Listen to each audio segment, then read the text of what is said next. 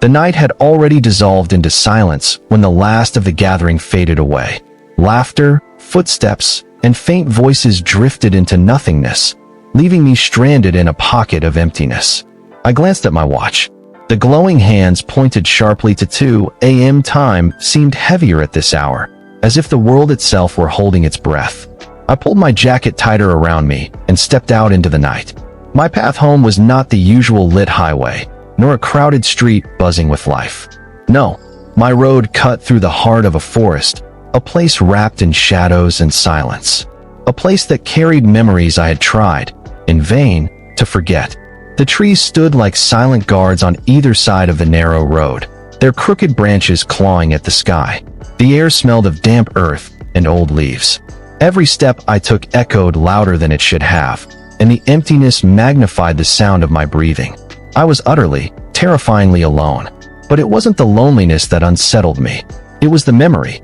A memory etched in my bones. A story that had unfolded not too long ago on this very road. That night, I had been driving home in my Ford F-Series, headlights cutting through the same darkness. I wasn't afraid then, at least not at first. I had been thinking only of cake, of a late-night treat to break the monotony of a long day. But fate has a cruel way of twisting ordinary moments into nightmares. Without warning, the engine had sputtered, groaned, and died. My car rolled to a reluctant stop in the middle of the forest. The silence that followed was deafening, so absolute it felt alive. With shaky hands, I had popped the hood and bent over the engine, telling myself I'd fix it in minutes. But then the wind had changed. It wasn't a normal breeze. It came in a rush, fierce, cold, and biting, swirling around me as though the forest itself had stirred awake. That was when I saw her. A figure in the distance. A woman. She wore bright clothes, almost glowing in the moonlight, and in her hand, she carried something that blazed with unnatural brilliance. A lantern, perhaps, or a light of its own making. With each step she took toward me, the glow grew stronger. My pulse quickened, hammering against my ribs. Something about her presence was wrong. Deeply, horribly wrong. Her face came into focus as she neared, and I wished it hadn't. Her features were distorted, stretched into something monstrous. Eyes that seemed to burn, lips curled in an endless, mocking grin. My breath turned ragged. My mind screamed at me to run, but my body froze. Then instinct took over. I shouted for help, though I knew no one could hear me. The sound of my own voice, broken and desperate, fueled my legs into motion. I stumbled through the road, heart clawing at my throat, until a low branch struck me across the face. The world spun, went dark, and swallowed me whole. When I awoke, I was not in the forest anymore. I was in a hospital bed, surrounded by white walls and the steady beep of a heart monitor. People told me I had been found unconscious, but no one could explain how, and no one believed what I had seen. Yet I knew. I had seen something real, something evil. Now, as I walked the same cursed road at 2 in the morning, that memory pressed against me like a shadow. My chest tightened with every step. I could almost hear the wind, feel the glow of that unholy light creeping nearer. The question churned in my mind, relentless and sharp. What will happen to me tonight? I paused, staring deeper into the tunnel of trees ahead. The darkness seemed endless. My fear clawed at me, whispering that I should turn back, that I wasn't strong enough to relive that night. But then another thought rose, soft but steady. Courage. If I could not conquer this fear, it would haunt me forever. I clenched my fists and inhaled the cold air, letting it burn into my lungs. I told myself I was not the same man I had been weeks ago. Tonight, I would face the road, the memory, the unknown. I would not run. I would not fall. Not this time. And with that vow burning inside me, I stepped forward into the darkness, unaware of what awaited me in the heart of the forest. The forest swallowed me whole. With every step, the road behind me seemed to vanish, as if I were walking into a world that had no exit. My footsteps crunched against gravel and dead leaves, yet the sound felt foreign, like it belonged to someone else. The moon hung low behind a curtain of clouds, throwing only faint silver streaks across the path. I glanced upward, silently begging for more light, but the sky gave me nothing. Shadows thickened, darkness wrapped tighter around me, and then the wind came back. It started as a low sigh between the trees, a whisper brushing against my ear. My pace slowed. The sound grew, rising to a howl, whipping through branches so violently that leaves scattered like fleeing birds. The air turned icy, pricking my skin with needles of cold. My breath shortened. Not again. I closed my eyes and forced myself to breathe. "Courage," I whispered, my voice trembling. "You will not run tonight." But courage has its limits when the past rises in front of you. There it was, the glow. At first faint, like the spark of a dying candle. But then brighter, stronger. It bled through the trees, illuminating the branches from behind, painting the forest in shades of gold and blood. My chest tightened as I remembered that same glow creeping toward me weeks ago. The glow that had carried her. The woman. And now she was back. Her figure emerged from the shadows, clothed in the same impossibly bright garments that shimmered as though stitched from moonlight itself. The lantern, or whatever it was, blazed in her hand, its light unnatural, neither fire nor electricity. It pulsed like it had a heartbeat of its own. My throat went dry. My hands shook despite the fists I had tried to form. I had promised myself I wouldn't run. Not this time. But promises grow fragile when fear digs into your bones. She stepped closer. This time, I didn't turn away. I forced myself to study her, though every fiber of my being screamed at me to shut my eyes. Her face was no less horrifying than before. Hollowed cheeks, stretched skin, and eyes like black pits lit with burning embers. Her grin widened as if she recognized me. "You came back," she whispered. The sound was not carried by the wind. It slid directly into my ears, bypassing the air, a voice that lived inside my head. My knees nearly buckled. "No," I told myself aloud, my voice cracking. "You're not real. You're not." But the forest heard me, and the forest disagreed. The woman laughed. It was not loud. It was soft, sharp, and cruel, the kind of laugh that makes the hair on your arms rise. She raised the glowing light, and the trees themselves seemed to bow away from it, their shadows stretching like claws across the ground.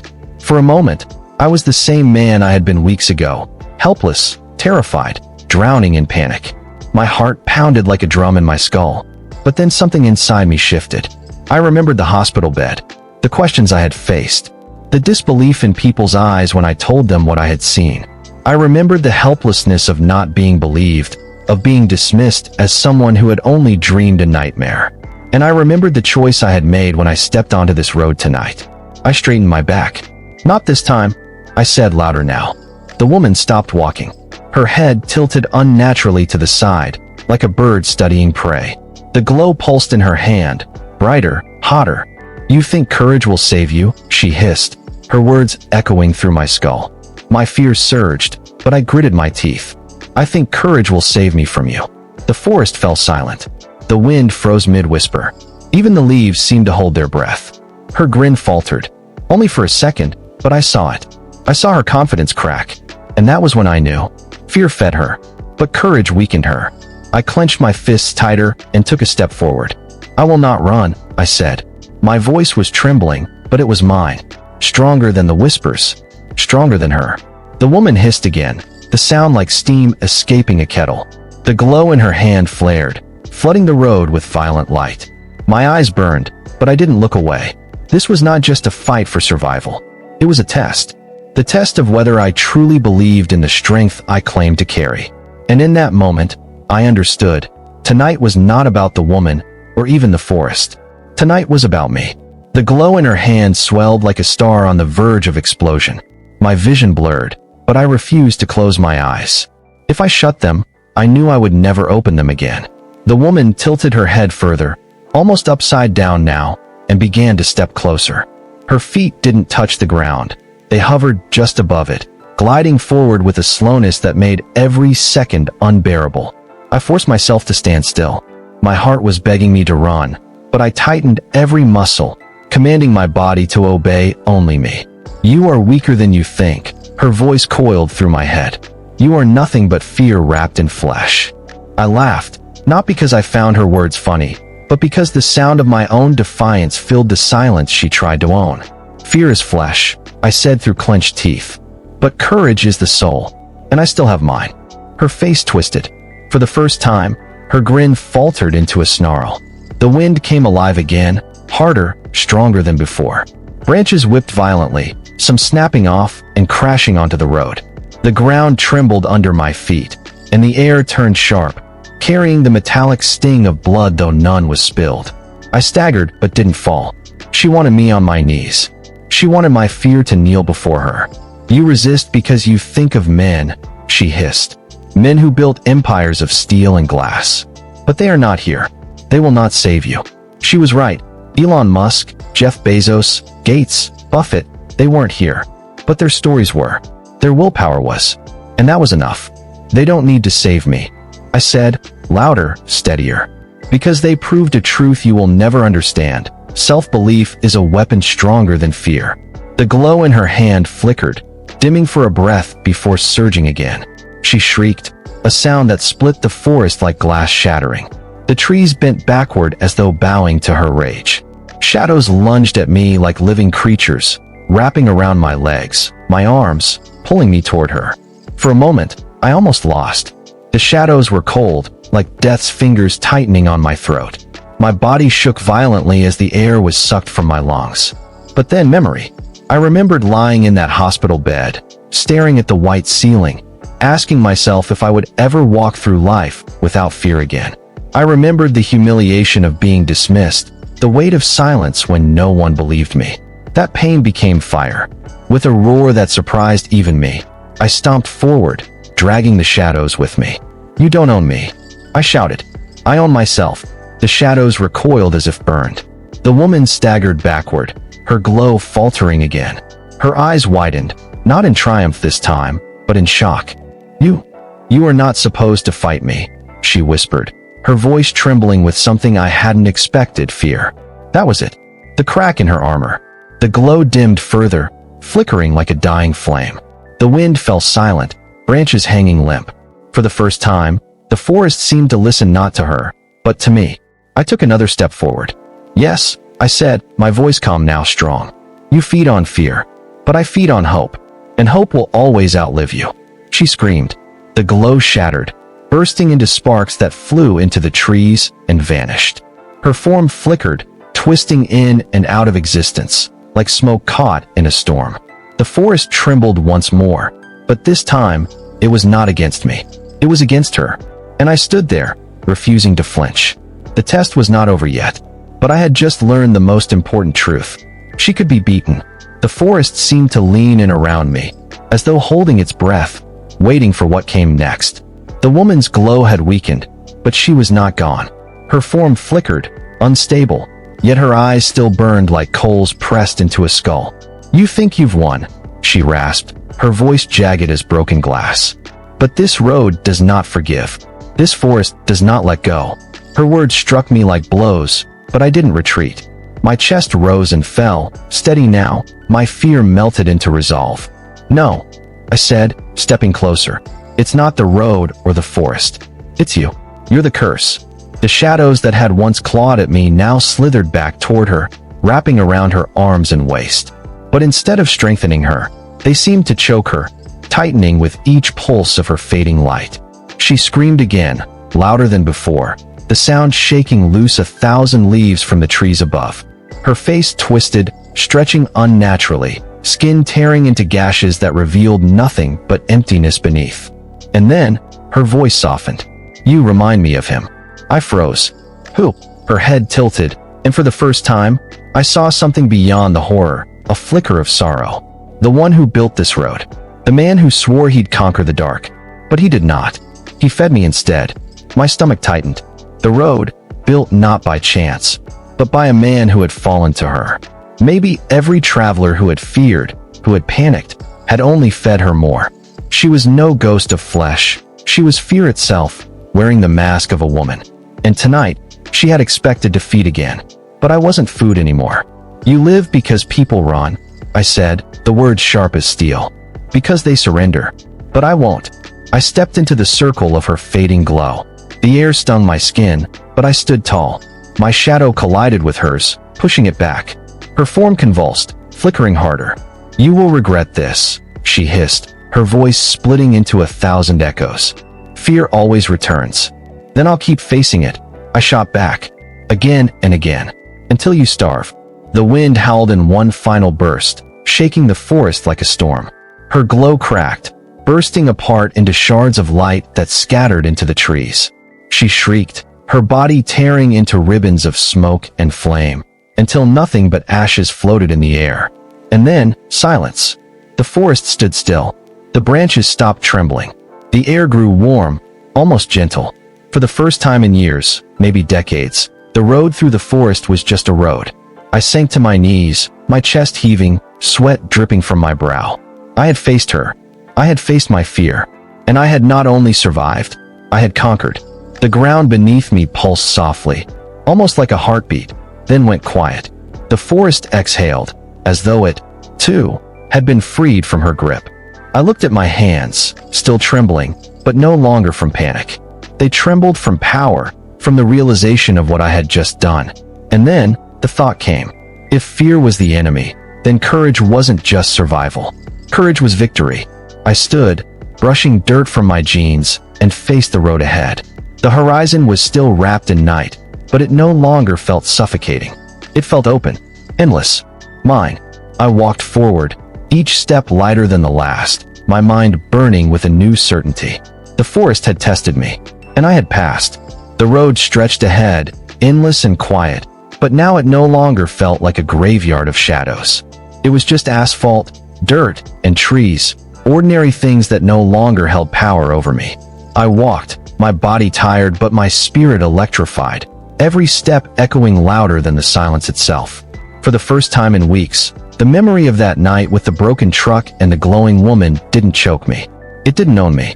It was just a story now, a chapter one had conquered. The forest that had once seemed alive with menace now felt strangely peaceful.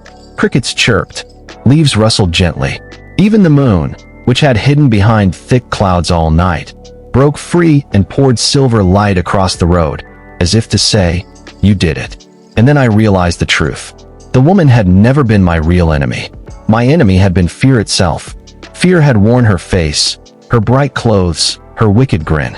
Fear had spoken through her voice, tested me with illusions, tried to crush me under its weight. But fear is fragile. It only grows when you feed it. And tonight, I had starved it. As I walked, I thought of the people whose names echoed in my mind every time I doubted myself. Musk, Bezos, Gates, Zuckerberg, Buffett, not because of their wealth or fame, but because of the unshakable truth they proved to the world. That belief in oneself is the root of every victory. They weren't spared from fear. They weren't immune to failure. But they refused to kneel. And that refusal is what turned ordinary people into giants. I smiled to myself, the night air cool against my face. Tonight, I had walked their road, not of money, but of courage, of self-belief. And I had won. The forest thinned, and soon the glow of streetlights appeared ahead. Civilization. Safety. Home. Yet I no longer craved safety the way I once did. Safety had been the shield I used to hide behind. Now, I understood something far greater. It isn't safety that sets us free. It's courage. I stepped out of the forest and onto the open street, the hum of distant cars greeting me. My phone buzzed with a missed call, but I ignored it. Tonight was not about others. Tonight was about me. I looked back one last time at the forest road. It stood silent, calm, as though nothing had ever happened. But I knew better. That road had been my battlefield, my crucible, and I had left my fear buried in its soil. I whispered into the night, not for her, not for the forest, but for myself. I will not run. Not from you. Not from anything. The words carried into the dark, a promise I would live by. And as I turned back toward home, I felt it. Something deeper than relief, stronger than survival. I felt power. Not the kind that controls others, but the kind that controls oneself. The kind that conquers fear, no matter the form it takes. Because courage is not the absence of fear. Courage is walking through the forest at 2 a.m., heart pounding, knowing fear waits in the shadows, and still moving forward. And that night, on that lonely road, I proved to myself the greatest truth of all. Fear dies where self-belief begins.